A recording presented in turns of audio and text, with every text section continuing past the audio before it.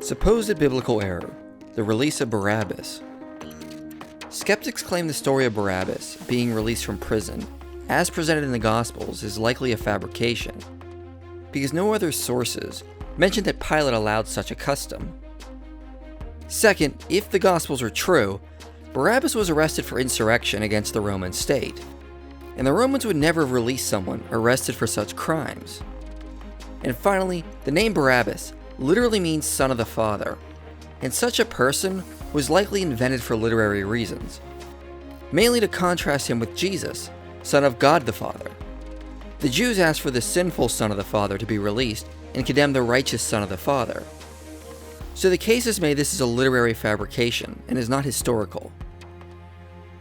First, let's start with the claim that Pilate had a custom of releasing one prisoner at Passover. This is often dismissed because we hear about it in no other source, but this is just an argument from silence. Scholar Craig Evans says this line of reasoning smacks of scholarly bias. Let's remember that the Romans gave considerable flexibility to appointed rulers over different regions. They didn't run a nanny state. Wolfgang Kunkel says, "Local administration, the administration of justice as between the natives of the provinces, and many other tasks were in general simply left to the political organs of the subject people."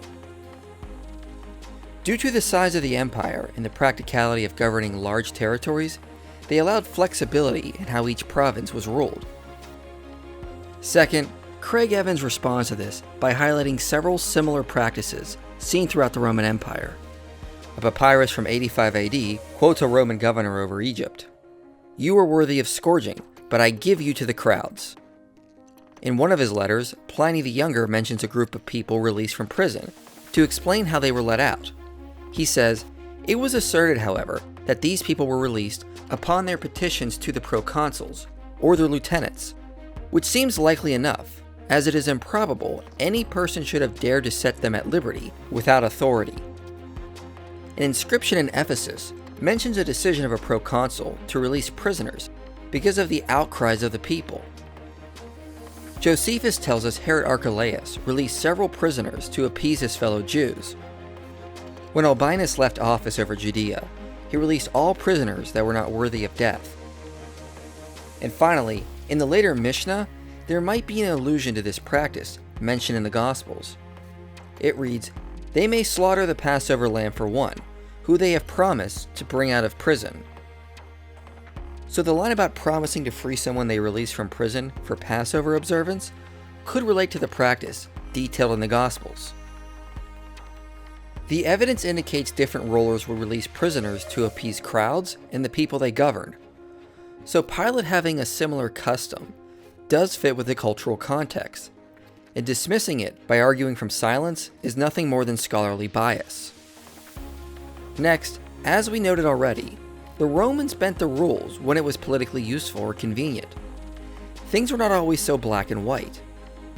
Plutarch tells us at one point some of Caesar's men mutinied and killed 2 praetors, but Julius Caesar let them off with a slap on the wrist. Josephus, in his account of his own life, notes that after the fall of Jerusalem, he begged Caesar Titus to spare several former companions and acquaintances, and it was granted to him. He even convinced Titus to take down 3 former companions, who were already condemned to die by crucifixion. These men were already placed on crosses, and yet they were removed at Josephus' request. Many of the people Josephus petitioned for were involved in the Jewish war, and therefore involved in insurrection. And some, who were even condemned to die, had their sentences reversed. So, it's not inconceivable that Pilate would let someone who committed murder and insurrection off to appease the crowds. It is possible he was no longer considered a threat and had a force of warriors waiting for him in the mountains. Rome may have determined that Barabbas was no longer a problem, much like how the Jews that Josephus petitioned for were already defeated and subdued, and therefore no longer a threat. Finally, the name Barabbas does mean son of the father, but it is not like someone could not have been named that. On a Jewish ossuary, we have found the name Barsabbas, meaning son of the elder. It has also been demonstrated that Abba, meaning father, was also a proper name. Sometimes Jews went by their surname, like Barnabas or Barsabbas. We also mainly know of a Jewish rebel leader from a century later named Simon, but by his surname Bar Kochba. So it is not inconceivable someone could have had a surname Barabbas, especially given the cultural context. Mike Licona, while studying the various spellings and uses of names in Plutarch, notes ancient authors could select different components of a person's name to provide. It should also be noted that just because similarities between Jesus and Barabbas exist, that doesn't mean the story was fabricated. Humans tend to seek out patterns that they find in real life and highlight them. People often note the similarities between John Kennedy and Abraham Lincoln, even though they are both historical, and the similar events surrounding them are just coincidental. It is human nature to highlight similarities, to note patterns, while ignoring differences.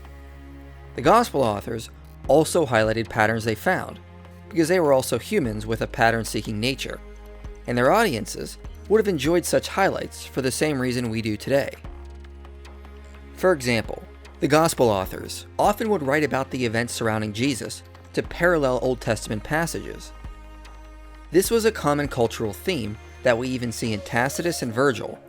Modern events were written in a way to parallel some event that had already happened, or parallel something in mythology. This doesn't mean the event didn't happen. Given the amount of stories from the Hebrew Bible, the Gospel authors had a large library of already existing stories they could pull from. If things were slightly different, they could have just found another Old Testament story to parallel to Jesus. If Peter actually went to the cross with Jesus and didn't abandon him, they could paint Jesus and Peter as another Moses and Aaron going before the Pharaoh. If Judas didn't hang himself but repented, they could parallel him to Jonah or David after the affair with Bathsheba, or even King Manasseh. Likewise, the Gospel authors simply seized on similarities between Jesus and Barabbas without telling us the differences, as humans often do, to make the story more interesting. It is far too speculative to assume that just because there are similarities, Barabbas was a myth.